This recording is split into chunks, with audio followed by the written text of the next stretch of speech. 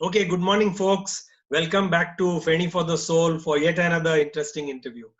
Today we have Sulaja Firodia Motwani with us, a name that needs no introduction in the world of Indian industry. So she is the vice chairperson of the popular Kinetic Engineering Group of Pune. Presently, of course, she's the founder and CEO of Kinetic Green, the new exciting company on the Indian industry horizon. Kinetic Green is, of course, aiming to become a complete leader in the electric three-wheeler segment, and they are actually, almost pioneers there. They've taken a head start over the competition. Sulaja is also chairperson of FICCI, which is, of course, the Federation of Indian Chambers of Commerce and Industry, the Maharashtra chapter. But that's not all. Sulaja is a fitness enthusiast. She's run marathons, and presently she loves to do scuba diving and even skydiving. So we'll come to that as a separate question. So let's welcome the dashing business leader. So good morning, Sulaja. So happy to see you. Hi, good morning, Rahul. It's wonderful to be on your program. Yeah, same here. It's great to welcome you on this program. So let's start. I'll show you a very interesting picture first, and okay. So this is a photo of your parents. Can you see it? Yes, absolutely. Yeah. So your lovely parents, whom I have the privilege of knowing. So Dr. Jayashree and Arun Firodia. Now your mother is a medical doctor. She's been a working professional all her life and a very fine doctor at that. Your father has been one of the early automobile engineers of this country, very, very qualified. So what lessons have you learned from these wonderful parents of yours? So, you, I think, started the interview on a very wonderful note, something which is very precious and dear to me. I grew up in just one of the most amazing families, I think. And when you grow up, you don't realize, because you're just a child and you're, sometimes loving your parents, sometimes hating your parents for being strict. But now when I look back, I think I had the most amazing upbringing and a wonderful environment at home. Not just my parents, but even my grandparents were very progressive. My grandfather went to America for his master's in engineering in 1947. So he was a pioneer in his own right and an amazing entrepreneur. My grandmother was an activist. She went to jail with Gandhiji, and she was part of his camps in Madhubani and all in those days. My mother is a pediatrician. My father is a MTech from MIT, and then MIT, and a successful industrialist. But more importantly, they are very simple and down-to-earth people, and who are committed to the nation. So in our house, we never spoke about other family members, any gossip or property or money. There was always a discussion which was very elevated, of an elevated mindset. We spoke about economy, business, society, nation, commitment to the country. And we grew up with these kind of values. So it was just, I think, one of the exceptional upbringings. And I have only happy memories of my upbringing. And I think that, especially for young daughters, being part of the business discussions, listening to all of this, it certainly left a lasting impression on me. So I think I'm really thankful to my parents. Whatever I am, certainly, the biggest contribution is them and my grandparents. Wonderful, wonderful. I can imagine, because of this kind of background, that your initiation into the world of business was that much easier, I would think, in the sense that you had the confidence already instilled in you as a growing up teenager and college student, that when you entered Kinetic Engineering Group, you could take on different tasks and master them. So I'm coming to a Kinetic Engineering question, and that is, let me show a photograph here. Yeah. So, your company, your group, the Kinetic Group, of course, was a household name, because thanks to your father, the Luna moped came into existence, and the Luna moped was in every middle class household, pan India, and then came the Kinetic scooters. So the Kinetic Honda journey was very, very exciting. But later on, when you all had different JVs and they were not all that successful. You had a rough time for the group, you know. So what was that business mantra that kept you going? That's what I want to know, because when the chips were down, you still kept going, not just you, but the group. So I think that, of course, when you are at the helm of affairs, it's your personal mindset that really is critical, because everyone's looking up to you, especially in tough times, to steer the business ahead. I think what really kept me committed to this restructuring of the group when, we went through a tough, rough patch was a deep personal commitment that I always had for Kinetic, something that I grew up with. And I'm very passionate about the family, the business, the brand, the fact that we've been part of so many Indian households, and we continue to be. And there is also this kind of a pleasant burden of legacy. I would not call it a burden, but a pleasant burden, responsibility, that the way the business has been set up, and it's an exemplary journey that my father had set, that if there is a rough patch, we have to find a way to come out of it. We have to reorganize. We have to align our strategy with what could be a new direction for the future, and keeping all the stakeholders together, because even the reputation of the group is something very important. We've always been seen as committed and a clean and reliable business group. So speaking with the suppliers, our dealers, our employees, the financials, and taking everybody along, and then putting place a new roadmap. And I never wanted my father to really feel, the stress of this reorganization. My brother was still in, training, I can say, was still, getting ready to take on the top roles. So really, I took a lot of the burden, and I think I could only come out of it in a positive way. And now we are once again growing very fast. We have multiple profitable ventures. Kinetic Green is a very exciting project that or company we have started. And we've come out of that difficult patch, with just a scratch, I can say. So I think it was a learning for me. And before that, I always saw up in my life, whether it was education, sport, career. And so I think it's important sometimes even to face difficulties, and it makes you a stronger, more perseverant professional. So I look at this as in a positive way, especially because we've been able to overcome the difficulties, and there was great support from everybody in the family. I think that's also very important. Fantastic. Good to know. Good to know, and hear that from you. Moving to Kinetic Green, this is a photograph which will be happy memories for you, because see, y'all are clearly pioneers in this, E segment, electric auto rickshaws. And the first big institutional customer was the Uttar Pradesh government. And I think 10,000 e-auto rickshaws were distributed to the Uttar Pradesh government. And these are the first auto drivers. And many of them were rickshaw pullers, and they got upgraded to auto rickshaws, and their whole life changed. So tell us a little about this journey. So this is one of the most special moments, the one that you have captured in my life, because these are the first 3 cycle rickshaw pullers who got the Kinetic electric autos from us. And this was a wonderful program which was conceptualized by that time then the CM Akhilesh Yadav and us. The idea was that cycle rickshaw pullers are working in very poor conditions. Man pulling man is no longer really even acceptable socially. It's not good.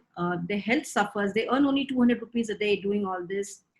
Their status in the society remains very on the bottom fringe of the society. They're not able to send their kids to college. They can't get their daughters married in good houses.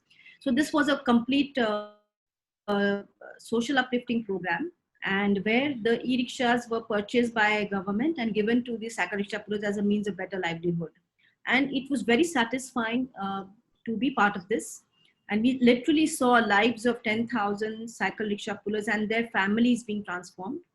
From earning 200 rupees a day doing a menial kind of work, they are now earning 1,000 rupees a day. They have e-auto, which is, a prestigious, high advanced product. And their social status, their health, economic status has really transformed. Earning 20,000 rupees a month, 25,000 rupees a month is really something else from earning, hardly whatever 6,000-7,000 rupees a month. And we are very proud to be part of this program. And it was also something that took Kinetic Green to the next level. From being a startup, we became a 100 crore company in just about 8 months. And it also gave us a chance to establish our technology, learn from the customers' experiences, and became a launch pad for many more things that we've done. So it was a wonderful program to be part of, and we've done many such initiatives after that. We worked in a place called Dantewada, which is a tribal belt, Naxalite belt in Chhattisgarh. And we gave several hundred e-rickshaws to women there as means of livelihood for their independence. And in fact, this program was spoken up by our Honorable Prime Minister Narendra Modi ji in his Mann Ki Baat with the photographs of the women driving our e-autos. And many such programs we've been part of. We're doing something in AP right now, giving vehicles for garbage collection to the youth from the scheduled caste backgrounds. These will be employed by the Gram Panchayats, and they would get paid for collecting garbage using these green vehicles in every village. So not only you are improving the environment, but you're doing something which is for self-employment, livelihoods, etc. And this was part of our social marketing strategy, I can say, because when we came out with our electric vehicles, the market was very nascent. Awareness of EVs was very poor. And so we created these initiatives to create a population of the vehicles and to get people to experience electric vehicles. And because they are green and because they're made in India, there was good response from the stakeholders. So finally, jo dikhta hai, wo bikta hai. So if we put lakhs of vehicles on the road, then lakhs and crores more will sell. So this was the initial sort of a seeding programs that we created. It's been a wonderful journey.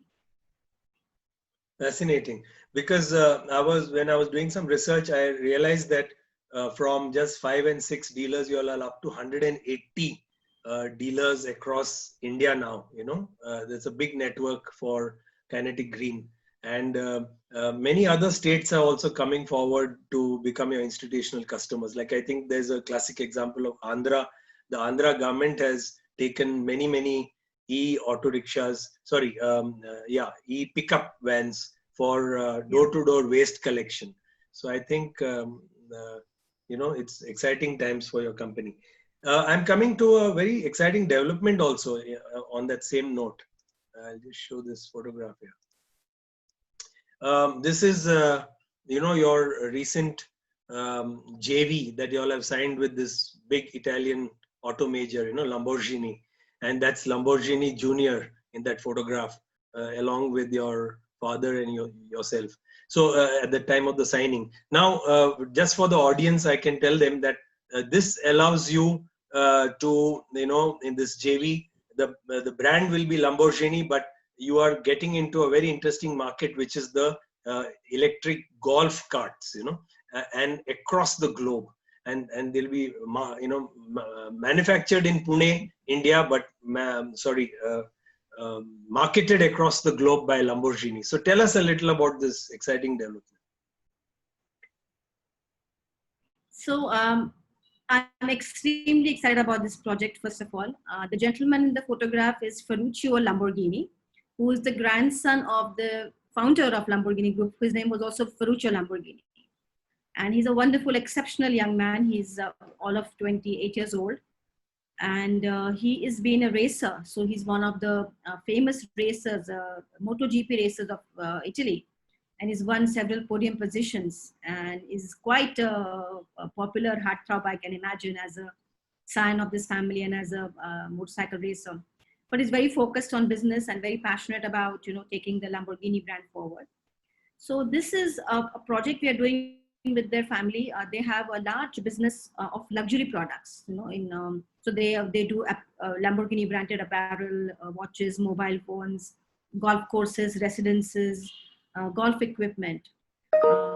And so one of the areas that we are working together is on electric vehicles. So we are beginning with something called neighborhood electric vehicles, which is golf carts, as well as buggies for tourism, personal farmhouses, airports. So from 2-seater all the way up to 8-seater. And it has many, many applications, as I said, across tourism, hospitality, travel. And in US and Europe, incidentally, many places, golf carts are also street legal. So like we take a two-wheeler to the grocery store or a rickshaw nearby. In those countries, people can use their golf carts to go within the, within the city area. So not on the highways, but, in the neighborhoods. Of course, they have seat belts and there are some other regulation. So we will be launching this range for, as you said, the world. Very proud that it's a Make in India project. 100% of the parts will be sourced locally.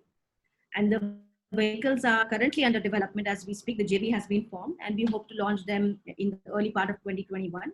These are just beautiful designs that are created by a famous designer called Giorgio, who was one of the designers of Lamborghini cars. So he's created these very differentiated designs, and hopefully in the next time we chat, next meeting we have or we chat, I'll show you the vehicles. They look absolutely fantastic. And I have had people say that, okay, I can't afford a Lamborghini car, but certainly I'd like to have a Lamborghini golf cart. And I can imagine them looking beautiful in airports across the world, and be excited about this. I think it's something that will also take our own learnings and quality standards to the next level. Because when you're selling to the world, it forces you or it allows you to have a deep level of learning about quality and performance. And I think that will then, of course, help us across our entire product range of electric three-wheelers and two-wheelers, which also we will launch shortly. So it's a very wonderful venture, which I hope that puts India on the map for global EV market. Wonderful, wonderful. I wanted to, very tempted to ask you this question. When you entered the Kinetic group, you are from your family, you're among the first, women entrepreneurs or, business leaders to enter the group. And then today, your Kinetic Communications, your subsidiary company, which manufactures a lot of your software, is a 80%, I think, all women staff. And so that's very exciting. So what do you have to say about... You have that photograph? Well, let me tell you about this, that Kinetic Communications is a group company and they're an electronics expert. So there in this company, we make PCBs or electronic applications of PC using PCBs. So we have these high-tech SMT lines which print printed circuit boards, for different applications like automotive or even non-automotive applications. We make controllers and converters and chargers for EVs, etc. as well. So this company actually has not 80, but now almost 90 to 100% workmen or workmen, I should not say, but people. The manufacturing line is staffed entirely by women. And we have another group company called Kinetic Hygiene, which makes motors. There also we have more than 70% women on the shop floor now. And I think the credit for this doesn't really go to me. I think it goes to those women who are doing a wonderful job. Earlier, we actually started with 100% men, this was in the 80s, 90s, etc. But we soon found, and when we started inducting some women, that they were actually wonderful workers. They were diligent, and these two companies, you need to work on that electronic components. You need to have some kind of a dexterous, expertise and sincerity sitting in one place and working. And we found that the women were sincere. They gave great output, and there was no politics on the shop floor. There was no union baji, etc. For example. And the productivity has been very good, and they're very sincere on the job. They need the money for their family. So encouraged by that, we kept increasing the number of women, which has now reached almost, close to almost all the women.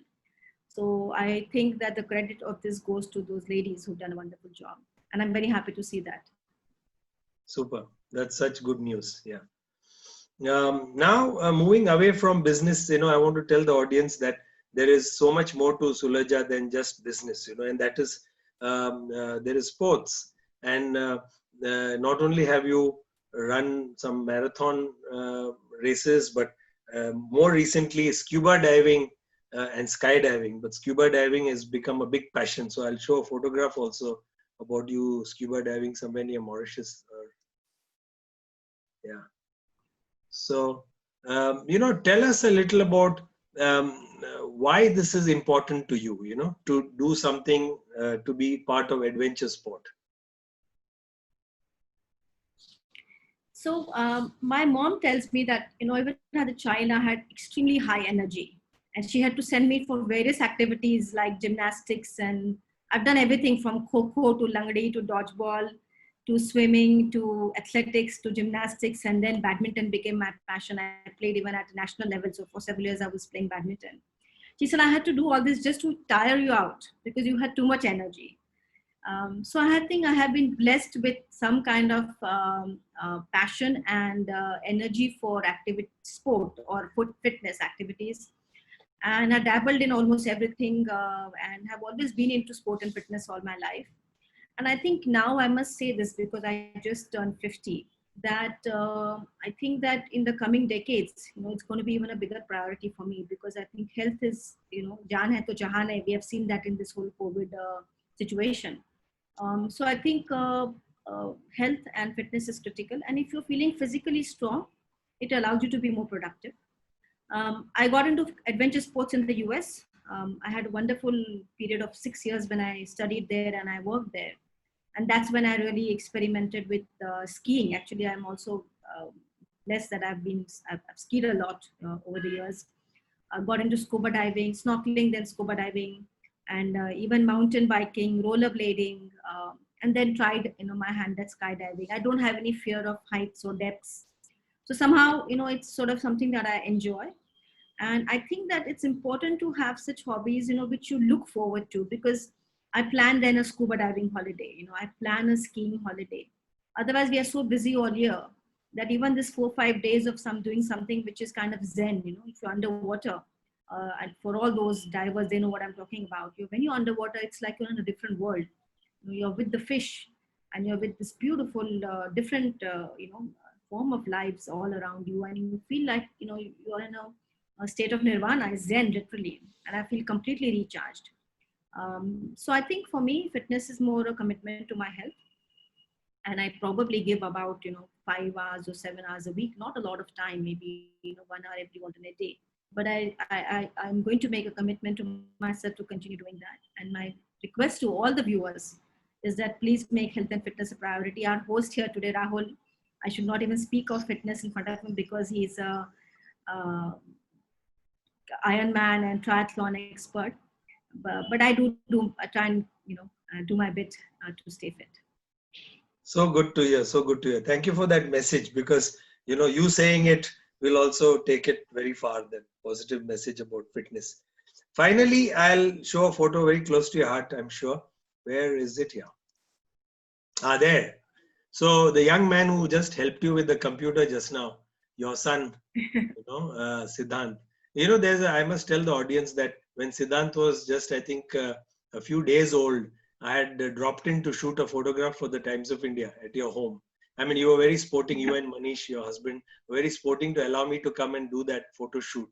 And, so now just see, 20 years have gone by and look at the young man. So tell us a little about, is Siddhant following your footsteps or Manish's footsteps, or, and I see a drum set in the background, and tell us about Siddhant. So I must first tell you that I still have that cutting of that interview that you did of whatever 10-day-old, 7-day-old little Siddhant. And I remember that meeting of ours. And I'm speaking from his room, so that's his drum set in the background. So for me, I think motherhood has been the most amazing experience. That's my role in my life that I've enjoyed the most. Of course, you're a daughter, you're a sister, you're a businesswoman, you're a student, professional, whatever. But just being a mother is just most amazing. And I'm fortunate that Sid has grown up to be a very intelligent, down-to-earth, compassionate, and affectionate young man. He's right now doing his engineering in computer science at Carnegie Mellon. It's one of the top 3 programs in the US for computer engineering, CMU. That's also my alma mater. I went to CMU for my MBA. And interestingly, he has both the Marwadi and the Sindhi blood in him. So I think definitely he's going to be a good businessman when he grows up. But right now, he also loves math and physics. So he's pursuing engineering like his father. But I think he's got the commercial sense and the business sense from my side of family as well. So I think he's, just watch out and hope that he has some entrepreneurial ventures using tech, lined up for the future. He's passionate about what he's doing and he wants to have a startup of his own. He said, like, don't count on me for coming back and joining your business, and I'm going to do my own thing. I said, okay, fine. Very interesting. Very interesting. Good to hear that. And really how time flies, because I watched, thanks to your social media today, I watched Siddhant's photos over the years, but now he's a strapping young man and, God bless him. So, add one quick thing about Siddhant is that I feel very proud that, he could have been a very spoiled young lad, being the only child.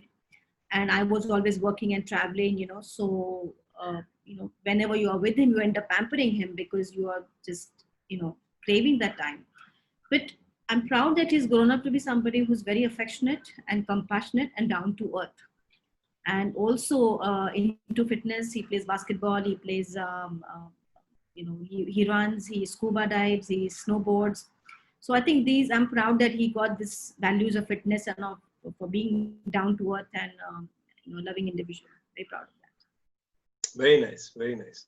So wonderful. So thank you so much for sparing this time on a Sunday, with us and for Penny for the Soul.